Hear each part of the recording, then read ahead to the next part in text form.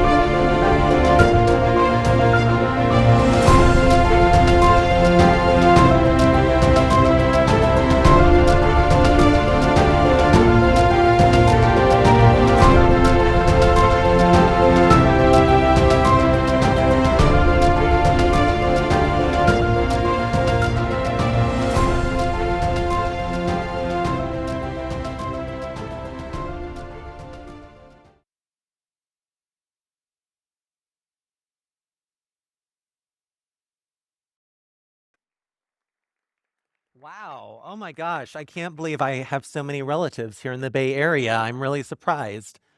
Well, thank you all for coming tonight. I'm really excited for all of you who are here in the room and everyone virtually watching at home. As Carolyn said, I'm Eric. And you all are here probably because you love the Tonga Room, or at least want to know where the Tonga Room, how it came to be.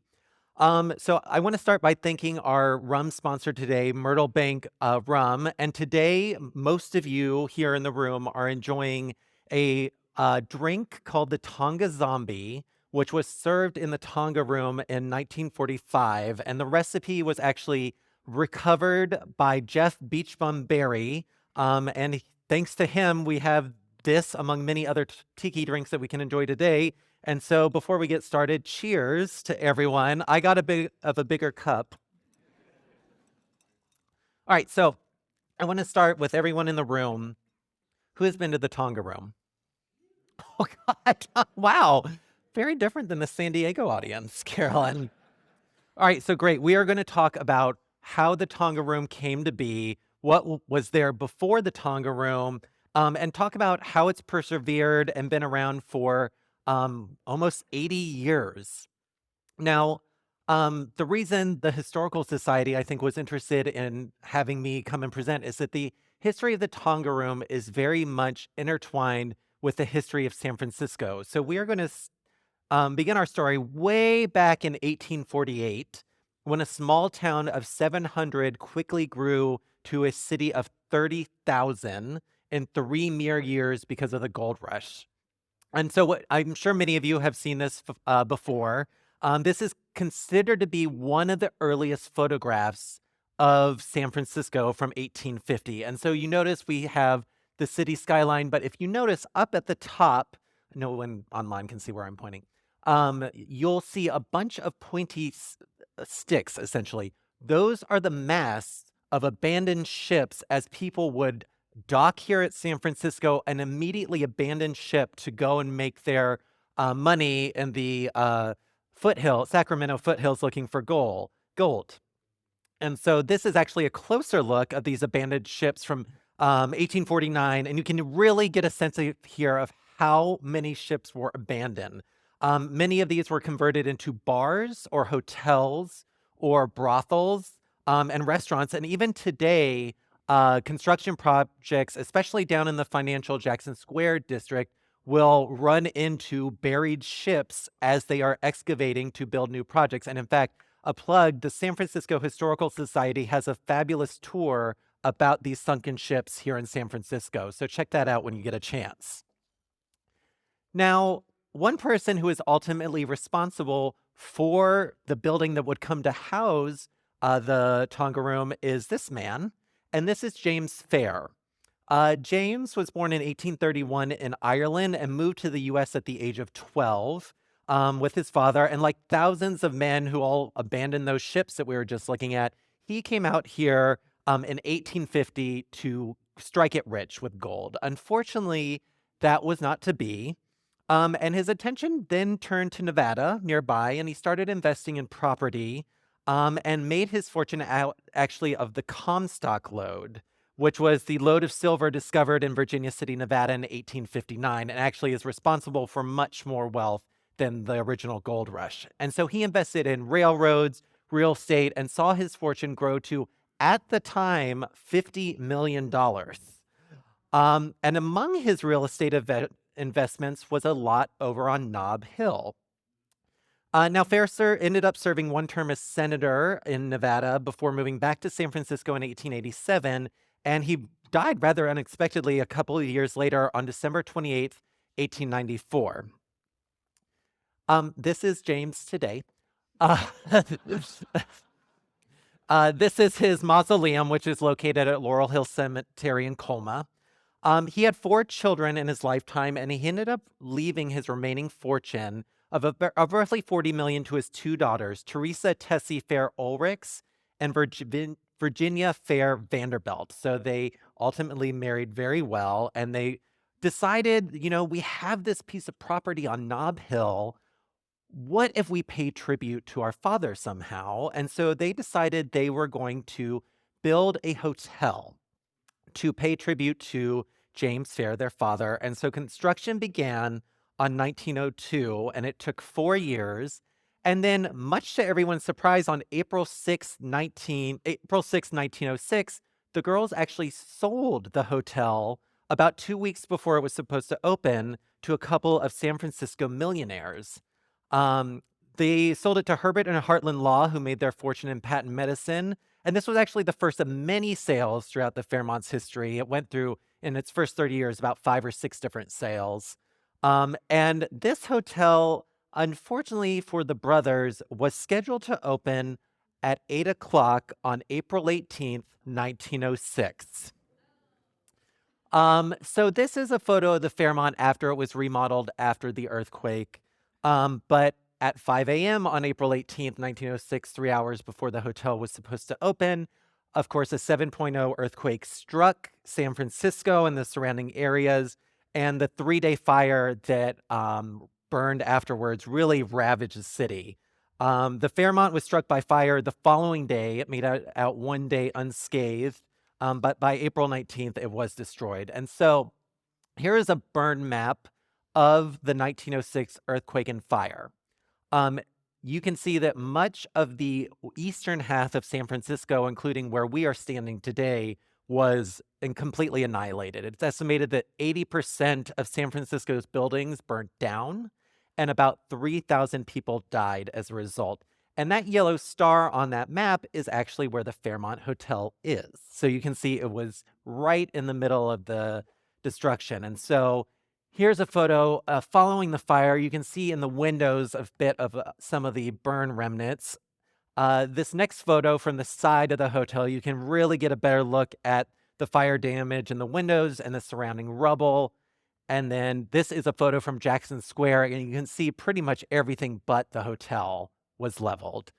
And then this final photo is actually taken from Van Ness and Market, so a few miles away, but you can see sitting up there on top of Nob Hill is the only remnant, and that is the Fairmont. So the Law brothers, who had just bought this 2 weeks earlier, decided, well, we need to reopen it. So they decided they were going to do a complete remodel and bring it back to its original glory and even improve on it a little bit. And so they actually ended up hiring this architect, Julia Morgan. Julia was not their first choice. Their original choice was actually fatally shot, and so they went with Julia as a backup. And under her oversight, they redid the hotel, and it opened exactly 1 year later on April 18th, 1907, which is really phenomenal. And actually, I found this menu at the California Historical Society, RIP Historical Society. This is a menu of the opening night event at the hotel, which was really cool to hold. It was a Merchants Association dinner that was held there. And I love just seeing what, was considered fine dining, like roasted squab. So delicious. So the hotel was very successful, and just 2 years or a year after it opened, Tessie Ulrichs bought it back from the brothers, and she continued to operate it for several years. And the hotel became incredibly popular, not only as a short-term stay for visitors, but people would do months-long rentals here. So you could almost live in the hotel for an extended period of time. This postcard is a souvenir postcard from the Fairmont, taken in 1908. And also, this is looking at the hotel from, you're facing west, essentially. And you'll notice they've done a little interesting thing here, because to the left of the hotel, that should be where the Mark Hopkins Hotel should be. But no, it was just the Fairmont. Nothing else existed. As the years went on, the Fairmont changed hands many times. In 1917, D.M. Leonard assumed management from Tessie and bought it outright in 1924. It was then sold in 1929 to George Smith, who had actually just remodeled the Mark Hopkins. And under Smith's leadership, we saw the updates and reservations that would actually result in the space that would become the Tonga Room. And again, he bought that in 1929. And just a few months later, we had the opening of the Fairmont Plunge. Now, the Fairmont Plunge was one of the first public pool, well, one of the first pools, period, in San Francisco. When it first opened, it did require a membership. And the annual dues for that membership was $75, which today would be $1,384 to pay to swim in a pool. That failed to attract many customers. So they basically turned it into a public pool, but you would still have to rent a bathing costume and towel from the Fairmont to swim there. So you couldn't bring your own in, which is a little weird. And so although membership was no longer required, it was rumored, legend has it, that the lifeguards might ask someone that they thought was undesirable for a membership card to kind of move them along if they didn't want them to stay. And the swimming costume at that time was 75 cents, which would be about $14 today. So the pool was rather small. It was 25 yards wide and 25 yards long, but we do see here we had a 3-foot diving board and a 10-foot diving board. And it also had an outdoor seating area for people to come and go between the pool and outdoors.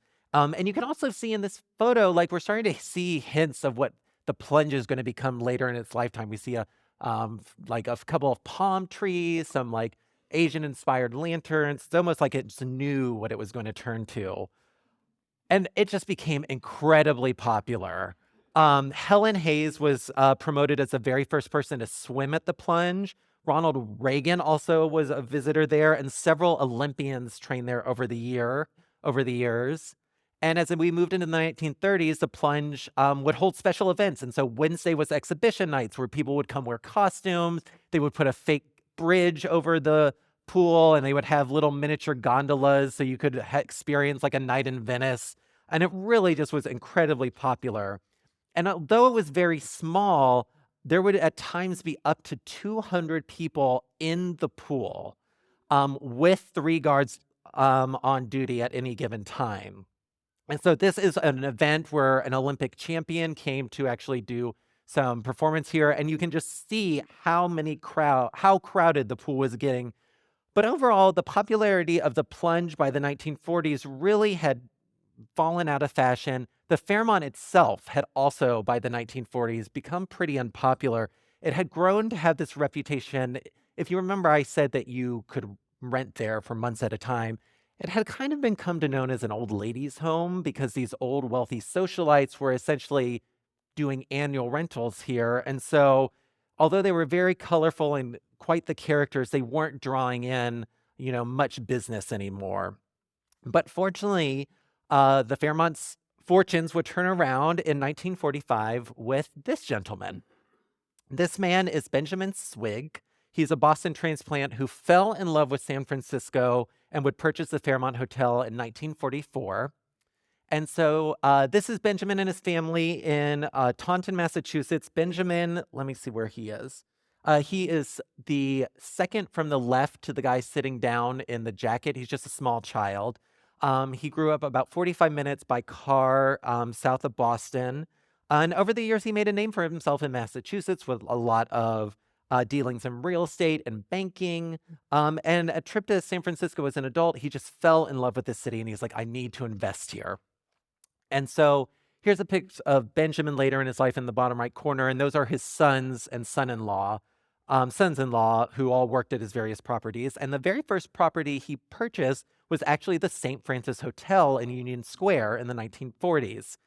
He didn't live here yet. He just loved San Francisco so much. He's like, I need a property. And he was responsible for renovating and modernizing the St. Francis. And then in 1944, the Fairmont went up to sale. So Ben, seeing a great investment opportunity, was like, I want it. And so he sold his interest of the St. Francis for $750,000 and offered the owners of the Fairmont $2 million, or in today's money, that would be $40 million, for the controlling stake of the hotel. And so with that purchase, he finally convinced his family to move out here to San Francisco. And actually, the Swig name is still around to this day. The Swig family still has roots to San Francisco, and they are seen here and there. But as I mentioned, the hotel was in really bad shape when Ben bought it. Not only were the residents pretty much permanent, much older, the plumbing was outdated, and much of the furniture and decor needed to be replaced. I mean, at this point, the Fairmont's been open for about 30 years. So the first thing he did, in true San Francisco fashion, was to raise the rents on everybody. To get everyone to move out. And then he hit a snag because he was prevented from doing much else. Again, he bought this late 1944, early 1945, and he was prevented of doing much else because of the end of World War II. The previous owners had promised the Fairmont to world leaders to come and draft the charter that would actually go on and found the United Nations. So if you've ever wondered why Civic Center is also considered UN Plaza, it's because this is where the UN was actually founded. And so we see here, Ben is standing up with the glasses next to his son-in-law. And then we have on the left side of the car, San Francisco Mayor Roger Lapham, and of course, President Truman to his right. And from May to June, world leaders and diplomats were coming out to the Fairmont and working on what would ultimately become the Charter for the United Nations, which was finally signed on June 26, 1945, which meant finally Ben could remodel this outdated hotel.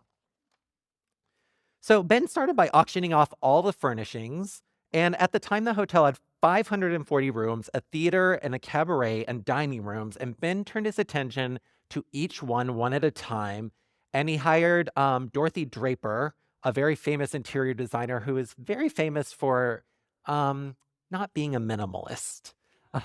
So you could definitely, if you go to the Fairmont now, you'll see still a lot of Draper touches there to this day. And the two of them really helped to redesign all the spaces. There's a picture of Ben and a business associate on top of the Fairmont. And probably one of the rooms that I think many of you, especially if you've lived in San Francisco long, have heard about or been to perhaps, is the Venetian Room. The Venetian Room went on to be the premier music spot in San Francisco for many, many years. It had, here's a ad for Ella Fitzgerald, Tony Bennett, of course, Nat King Cole. And it also should be noted that at the time the Venetian Room opened, many hotels would hire Black performers, but then not allow Black performers to stay in that hotel, which is why Fillmore Street became known as the Harlem of the West, because the Black performers like Nat King Cole would not be able to stay at the St. Francis. They would have to find a hotel in the Western Addition. Ben actually was ahead of his time and said, no, if you're performing here, you're staying here. And so that was really revolutionary in the 40s, and he opened the hotel to anyone, regardless of race or ethnicity. But the question still plagued him, what to do about the plunge. By 1945, the plunge had really fallen out of fashion, and the only way it was making money is that they charge a rental per towel of 25 cents. And so what it was said is that every morning, Ben would go down to the plunge, count the towels, and come back in the evening and see how many had sold and realize that no one was coming. And so he started thinking about what to do with it, and he was like, I want to turn this into a restaurant. And so Ben had connections with many of Hollywood's leading agents, a lot of celebrities. I mean, the Venetian Room was attracting celebrities. His time at the St. Francis, a lot of celebrities stayed there. And so he had a connection with an MGM publicist known as Ted Galanter, who knew of Ben's plans. Ben told him what he wanted to do, and he's like, hey, I'm going to connect you with MGM's leading set decorator, Mel Melvin, to help design the layout and open whatever this restaurant is going to be. So this is where I hit my biggest question mark. Every official Fairmont Tonga Room history credits Mel Melvin as the set decorator. There is no reference to Mel Melvin outside of those records. There is no person on IMDb with Mel Melvin. I actually reached out to the Academy of Motion Picture Arts and Science Museum and was like, have you any record of this? And they said, we have no record of anyone named Mel Melvin. But they were like, maybe it was a different name. Maybe he worked under a different name. We were able to confirm that Ted Galanter, the one who connected Ben with Melvin, does exist. I reached out to Sven Kirsten, a Tiki historian and author of the Book of Tiki. He also questioned Melvin's name, has done research on the Tonga Room, had no idea who this was.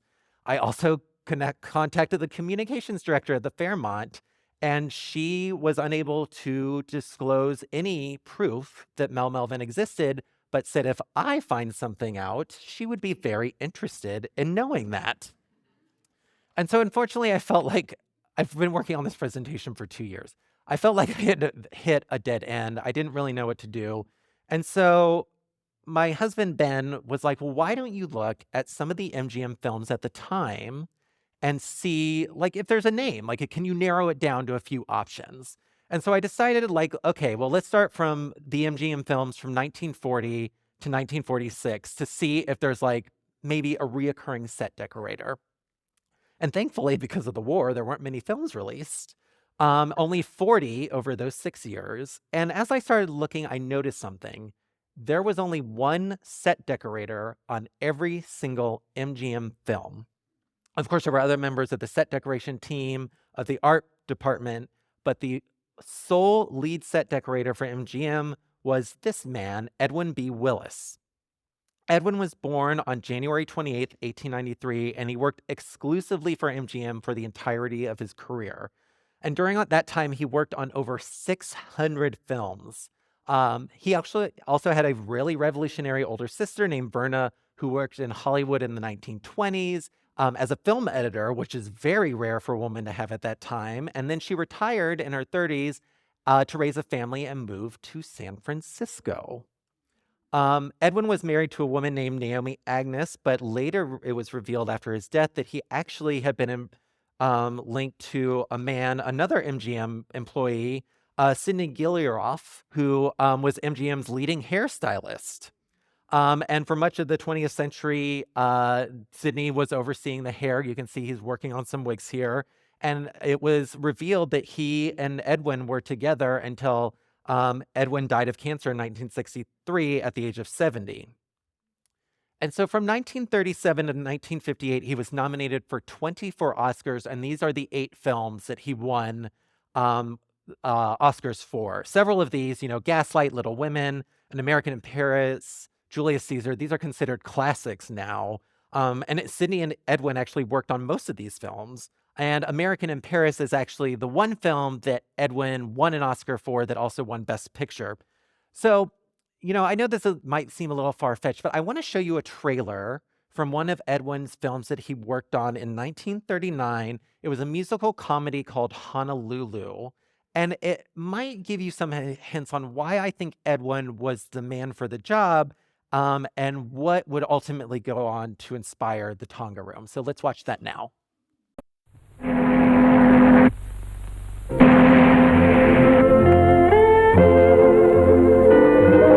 Come on along. everybody to lovable, tropical Honolulu, the Isle of Magic, where swaying palm trees bow to a moonlit sea, where native girls dance to the music of the night on the golden sands of the beach at Waikiki, a heaven on earth, where life is a dream that has come true.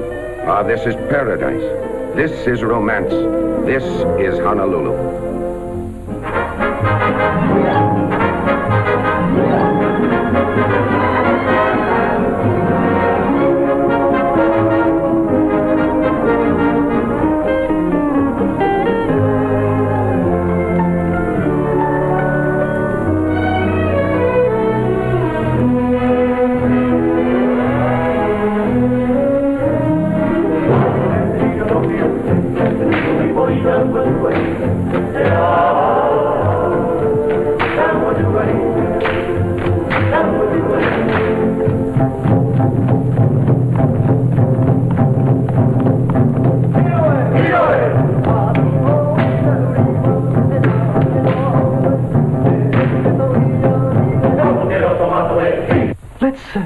Let's go down to the bar and have a drink.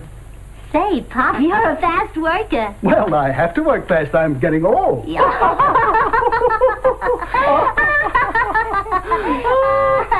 I don't get it.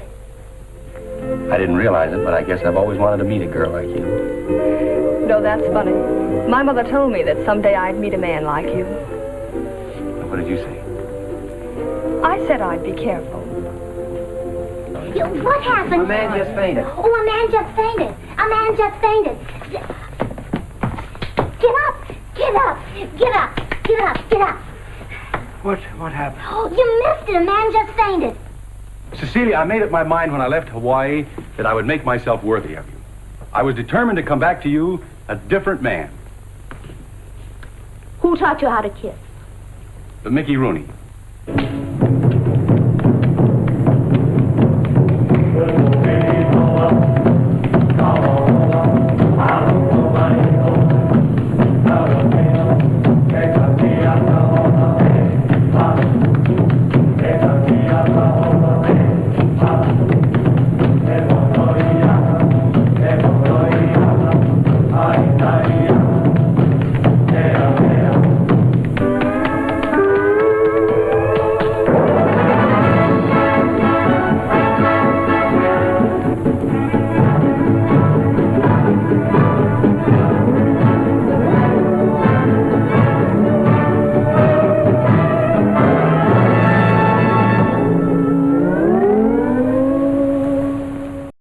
Unfortunately for Honolulu, there were a couple of other bigger attractions in 1939, namely Gone with the Wind and Wizard of Oz, which Edwin also worked on.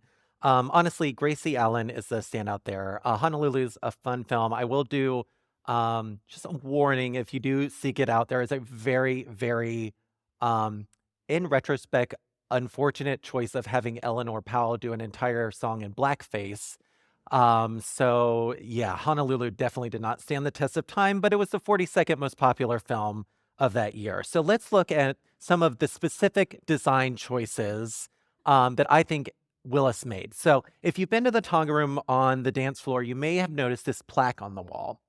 This commemorates the SS Forester, the ship that was used to build part of the Tonga Room that still stands to this day. And so this is the SS Forester. It was a schooner ship that made trips from San Francisco to the Pacific from 1900 to 1932. And it would take cargo of lumber from the West Coast across the Pacific to China, to the South Seas, to Peru, and bring back copra, which is dried meat of coconut, as well as coal, hardwoods, and more. And the ship's captain was this man, Captain Otto A. Durowitz, who was born in Czechoslovakia and moved to San Francisco in the 1890s and actually oversaw the construction of his ship and captained the ship until it retired in 1932. And he had the ship pulled out to the Martinez Tidelands, and he lived on the ship until he died in 1947. So he lived there for about 15 years. The Martinez Historical Society actually owns the ship, and they have no records of anyone from the Fairmont, no records of Melvin or Willis coming to take the ship legally. And it is quite possible that the parts of the ship were stolen because after the captain's death, Charlie J. Fitzgerald moved to the Forester specifically to stop looters from stealing parts of the ship. So, pretty bold to have a plaque of the ship that you potentially stole. And then in 1975, the ship remnants actually caught on fire and most of the ship burnt down. But you can actually still go to Martinez. You can go to the shoreline. There's a little plaque in front of the remnants that explain what it is. And the Martinez Historical Society actually had an exhibition on the Forester's artifacts in 2006. So we finally are getting to the opening of the Tonga Room. This is an ad from the San Francisco Chronicle on the day of the opening of the Tonga Room from November 24th, 1945. And so I'm going to read this text of the ad because some of you might not be able to see it. San Francisco's tradition for fine foods and drinks return in tropical splendor. It's the Fairmont Hotel's Tonga Room, with passengers dining on ship deck overlooking our 80-foot Tonga Isle Lagoon. Here is the restaurant of tomorrow, brought to you today, featuring Chinese and tropical cuisine that will delight the palate of the epicure. With the Cirque Room for dancing and refreshments later, dining at the Tonga Room is one more reason why more and more discriminating San Franciscans are saying, let's make it an evening at the Fairmont. And so, although the original Tonga Room it's not the Tiki bar that we know today, we are seeing some pretty problematic imagery here on the ad, alluding to some, South Pacific, East Asian themes. And so let's take a look at what the Tonga Room originally looked like. So the Tonga Room was billed as an exotic destination, but the original iteration was a cruise ship liner. I would have loved to see this. I love the life rafts on top. I think that would have been a really fun dining experience. You can see the barge is still there. It is called the SS Tonga, and the name for the room actually came from Ben Swig's son-in-law. He asked his son-in-law to come up with a name for the room, and as his son-in-law Buddy tells it, he went to the library and started thinking what was a good name, and he finally settled on Tonga because the country was in the news a lot at the time. So again, end of World War II. Possibly, in my research, the reason Tonga was getting some news coverage is because following the Pearl Harbor attack, Tonga was the first country to declare war on Japan. And they really feared a Japanese invasion, which actually never came to be. So I want to bring this full circle back to Honolulu. And I want to show just a short 10-second clip of the movie. So take a look at what the Tonga Room looked like. And now we're going to just watch this brief clip.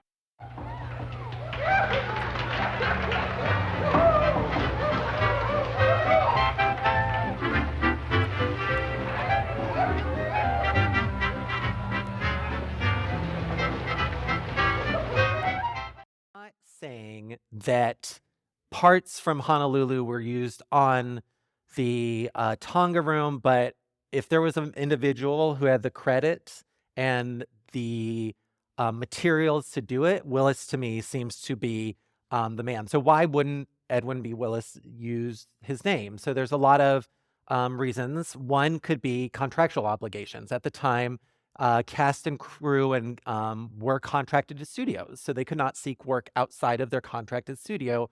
So although MGM might have lent him, probably to avoid any contract disputes, Willis might have used a pseudonym. There also could have been just a fear that this would flop and he didn't want his name associated. So I'm hoping somewhere along the line, someone will be able to offer proof to me of that this is accurate or if I've just made up a load of crap.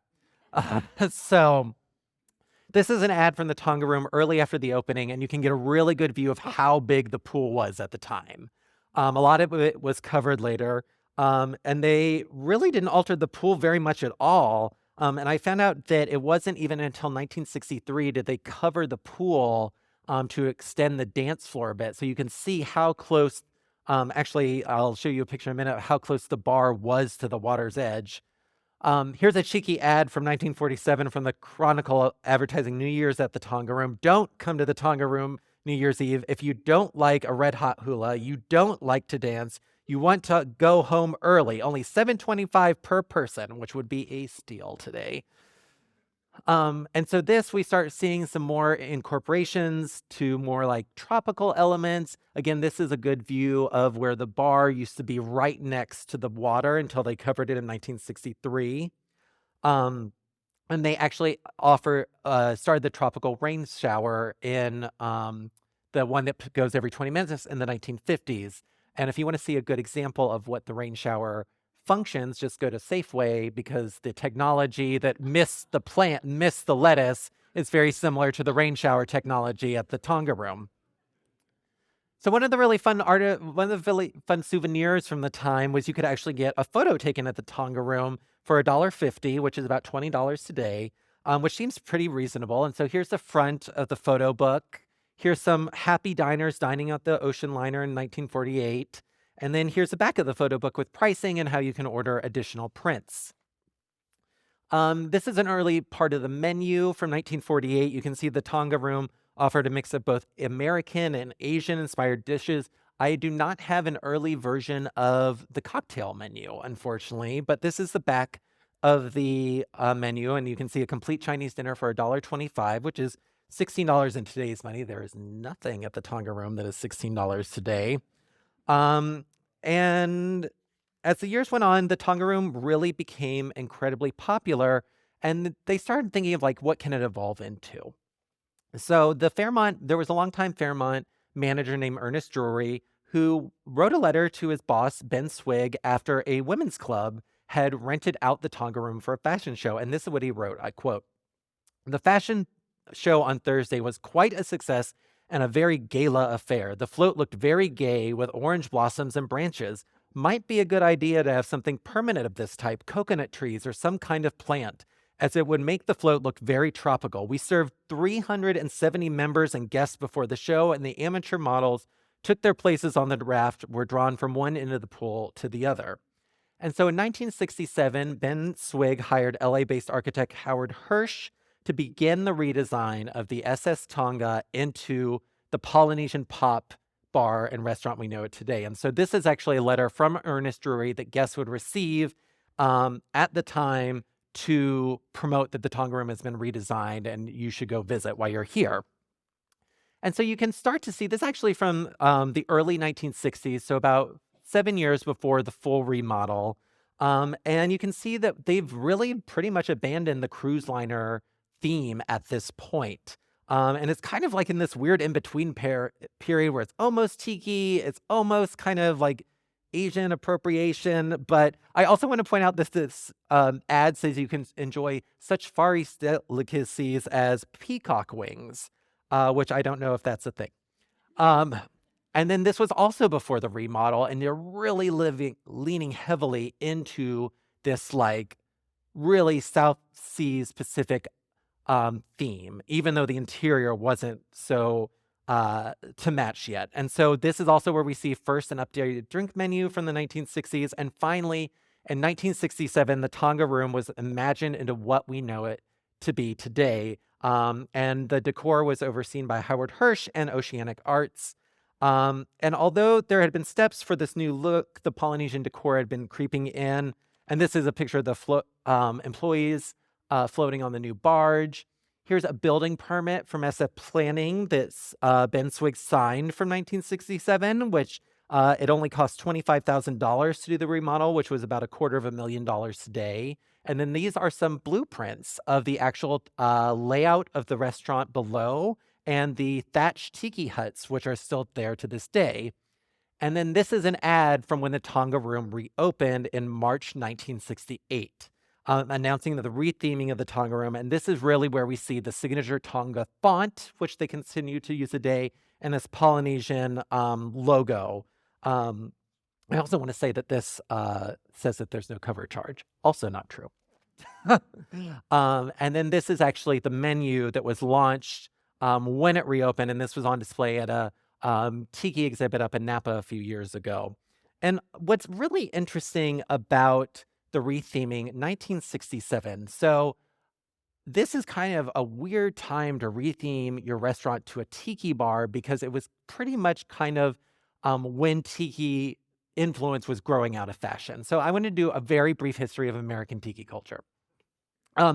So we saw a lot of fascination with Polynesia, Hawaii, as far back as the 19th century. And then in 1915, San Francisco hosted the Panama Pacific International Exhibition, where countries and states had pavilions. And one of the most popular pavilions was the Hawaii Pavilion. And it was so popular that it started this nationwide craze for ukulele music, so much so that Honolulu could not keep up with the demand for Hawaii-made ukuleles on the mainland. And so then we have a really dark period known as Prohibition. And as Prohibition went away in 1933, a man bursts onto the scene in Hollywood, and this is this man on the left. His name is Ernest Raymond Gant. You all might best know him as Don Beach. He bought a very small place in Hollywood in 1933. I highly recommend watching the documentary, The Dawn of Tiki. And he had hung a sign on the door that said Don's Beachcomber, and he created many of the drinks that we enjoy today, much like the Navy Grog, the Zombie, among others. And he decorated the inside with a bunch of flotsam and jetsam that he accumulated in his travels.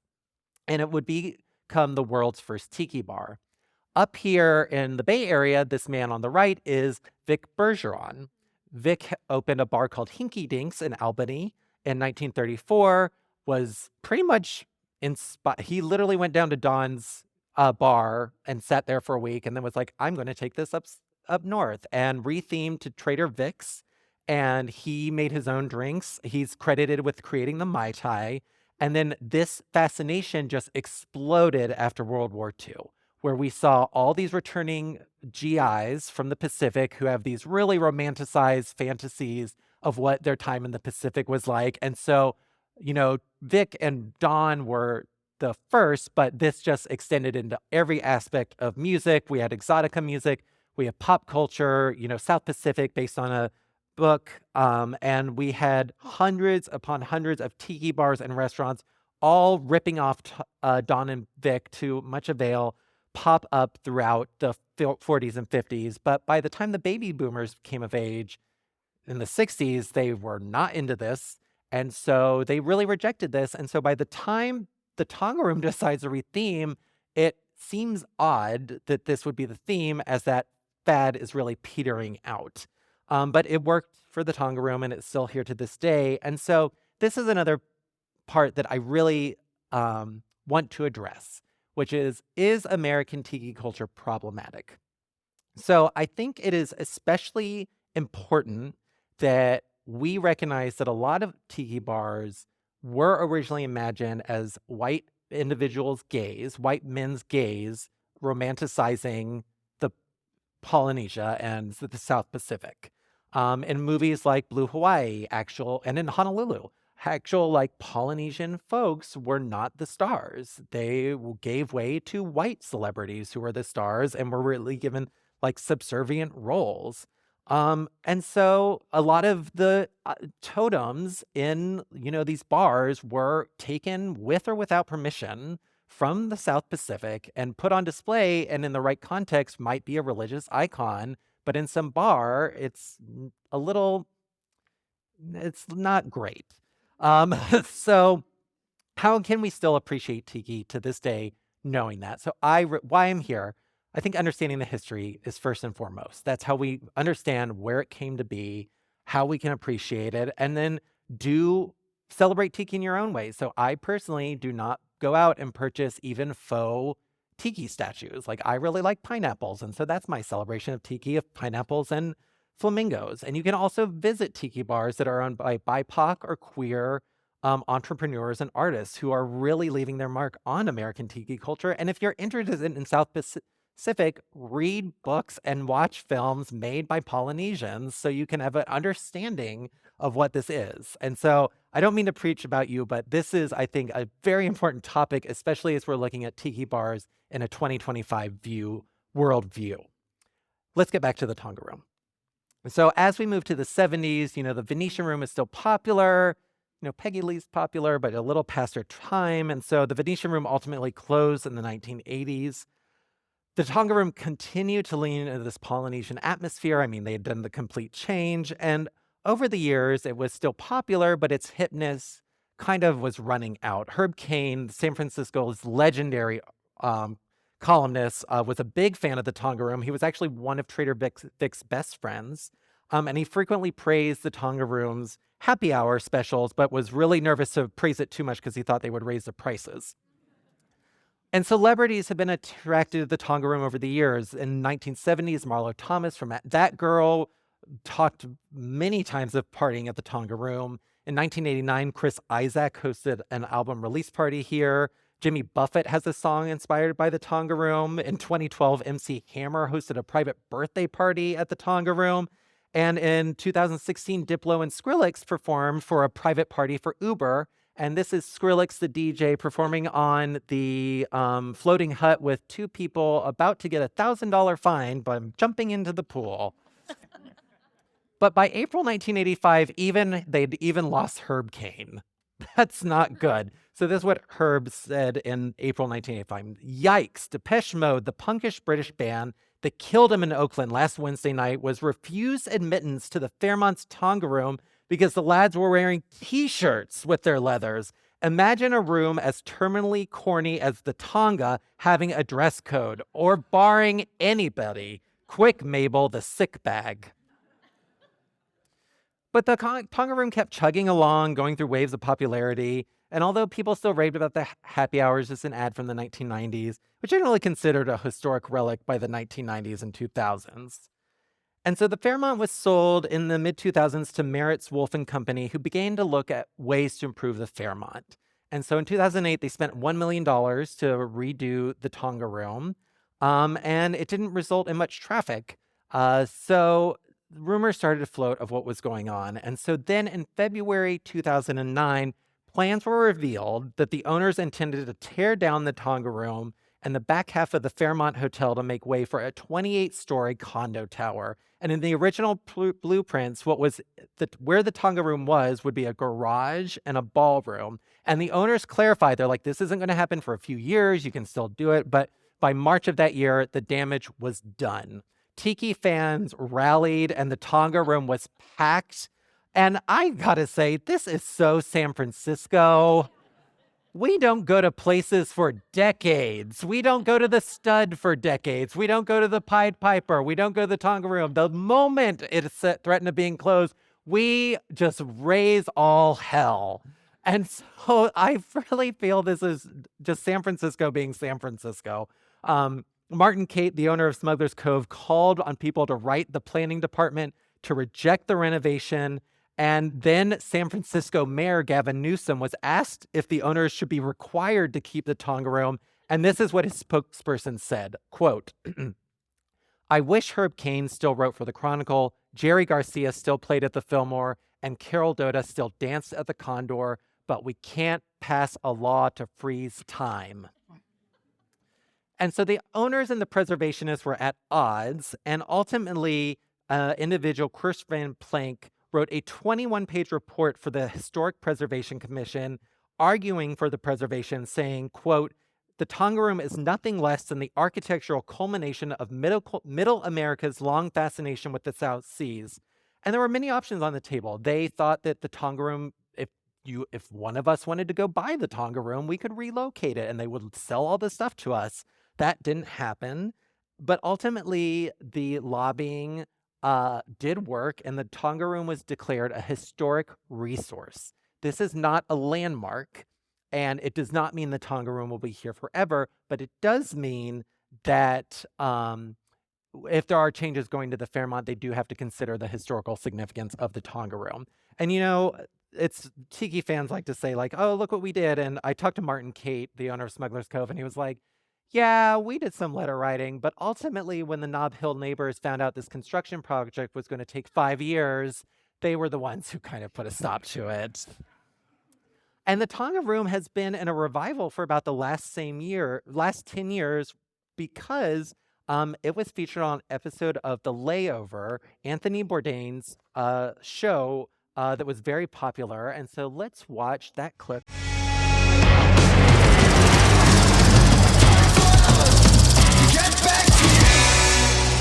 So what do you think? You want to sit up? Holy crap. I told you.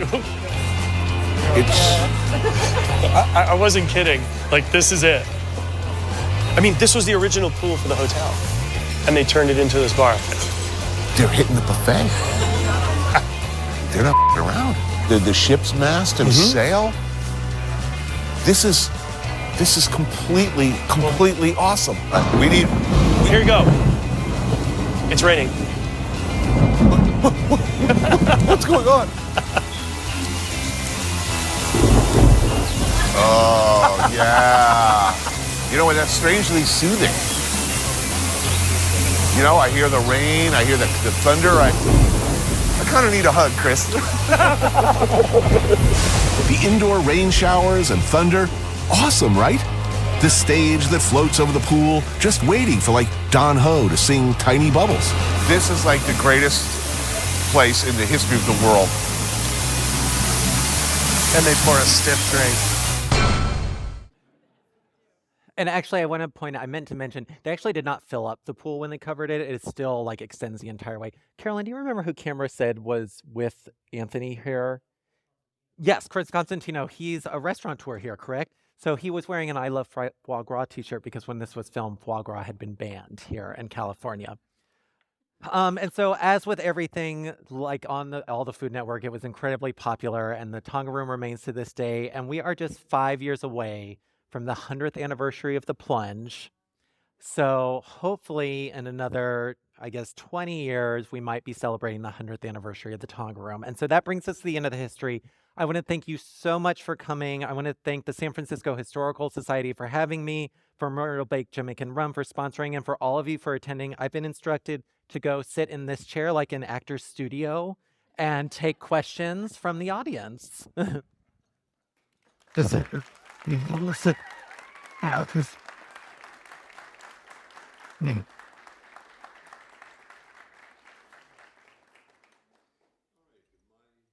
don't think you're on. I'm good? Okay.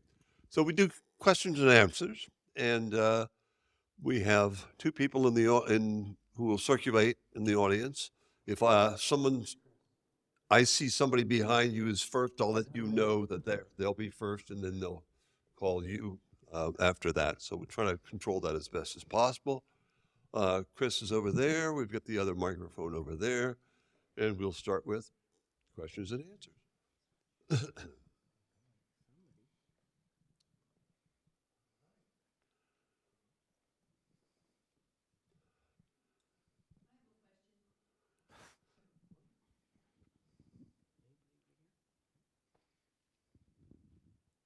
How many times have you been to the Tonga Room, Eric? I don't know. Actually, I have to be honest. It's not my favorite tiki bar. I've probably been over probably a dozen or so. It's very expensive. I'll take you back to the 50s when after every major dance, we all went to the Tonga Room. Oh, yeah. Mm-hmm. You know, so I was there a number of times. It was different. The back, there's a question. Is there anything uniquely Tongan specifically in the Tonga Room? Any imagery? Like there's lots of Hawaiian, South Pacific motifs. Is there anything that's uniquely Tongan? Not that I'm aware of. I do know there is actually a picture in the Fairmont. At one point, the Queen of Tonga came and visited the Tonga Room. I don't believe there is anything particularly unique. Oceanic Arts, does anyone know about Oceanic Arts down in Southern California? They were a very, very famous around for nearly 60 years. And a lot of tiki bars and restaurants got their sculptures and carvings from there. Some of them were authentic, but most of them were manufactured there. And very sadly, it closed just a few years ago and they auctioned everything off. But not specifically Tongan, but that's a good question. I'll take this question up here. Thank you. What is your favorite tiki bar? Oh, I really do like Smuggler's Cove. I'm very partial to Pagan Idol here in San Francisco. I really like. One of the best tiki bars I've ever been to, definitely in my top 5, is called Undertow, which is in Phoenix, Arizona. And it's just like the theming is really great. It's really there's like you're in a ship and all this windows are all screens, so it looks like you're moving around. But I mean, we also are in a really great place here in the Bay Area where there's over a dozen tiki bars within the greater Bay Area, which is really unusual and probably the highest concentration in the world, I would say. Is there anyone other than you that's focused on the mystery of Mel Melvin? I don't know. Like, I really don't think so. I mean, even just yesterday, the Tonga Room put out like a press release or something, and we're like, again, heralding Mel Melvin, and they know they were invited to the talk today. I've worked with several former employees there. No one has ever been able to verify it, and it's just like if I can find a shred of proof, that will be my legacy. Well, good luck. Yeah, thank you. Yeah, great presentation, Eric. Thank you. Do you know of any future plans for the Tonga Room? No, I actually don't. I know that they got a bit of notoriety last year because they decided to stop serving their drinks in tiki mugs, which actually we've seen all over the world, frankly, because people swipe them, right? But I don't think would love to know if they're planning on doing something for the 100th anniversary of the plunge. I think that would be great. I've pitched them an idea of doing this talk as a paid event for them, so we'll see if that ever comes to fruition. Yeah, I don't think you mentioned photographers. Mhm. One of my favorite pictures at home was taken at the Tonga Room with a college sweetheart in the fall of 1962. Oh, that's so lovely. Yeah. What was it? What did it look like then? Pretty much, I don't know what it looks like now, but it had the floating thing in the middle, and it had the rain, and Yeah. it was just a very romantic place to go. Oh, that's So lovely. it was a fancy date at the Fairmont. Yeah, I've heard a lot of proms would go there before or after. Yeah. Hi. You mentioned there being a dozen tiki bars here. San Francisco seems like a pretty obvious place, a natural home for tiki bars. What's the most remote or non-obvious tiki bar that you know about? Gosh, I mean, my friend up here, Rudy, and I, a bunch of us, went to Germany for Oktoberfest this last year, and I said to Rudy, I was like, all right, well, after that, I want to go to a country where we can see the most tiki bars. We had reservations at Trader Vic's in Munich, which I slept through. And then we found one in Bologna, Italy. We found one in Rome. And yeah, I mean, one of the most, like, a very short-lived tiki bar from where I grew up, which was Kansas City.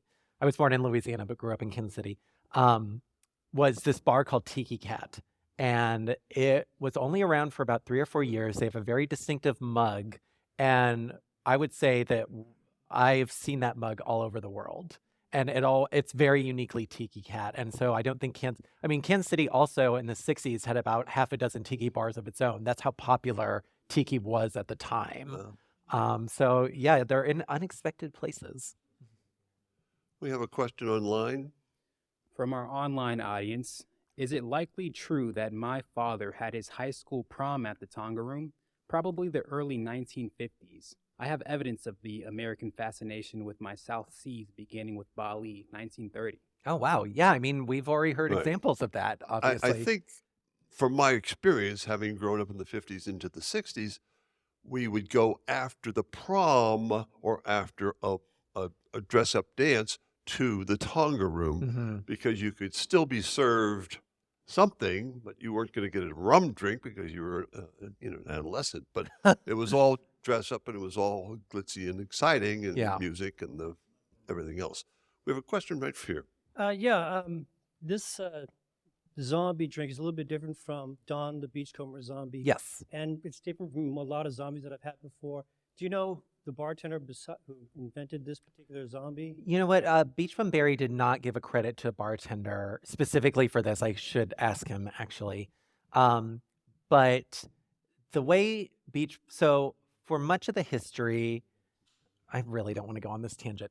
Okay, so tiki drinks from Don and Vic's age were very secretive because they knew people would rip them off. So what Don started and Vic continued was the bartenders didn't know what were in the drinks. So behind a wall, there would be a whole bunch of bottles where people couldn't see them, and the bottles would be labeled 1, 2, 3, 4, 5, 6, 7, 8, and someone would get an order for a zombie, and the bartenders would be like, okay, that's a dash of 2, a dash of 4, a strong pour of 5, and do that.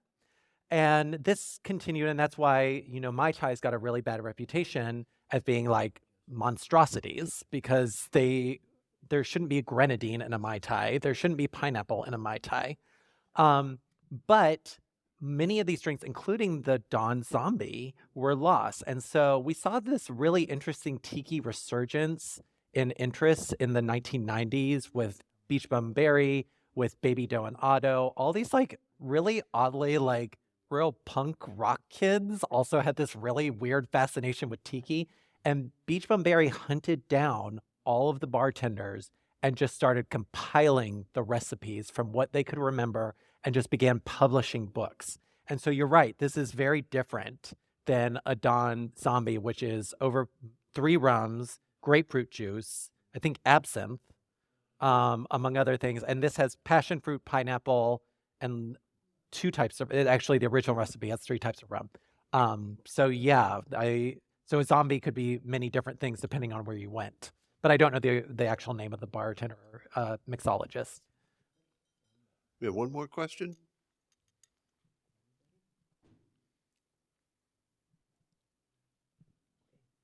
No more questions? One more, right down front. He's coming to you, so.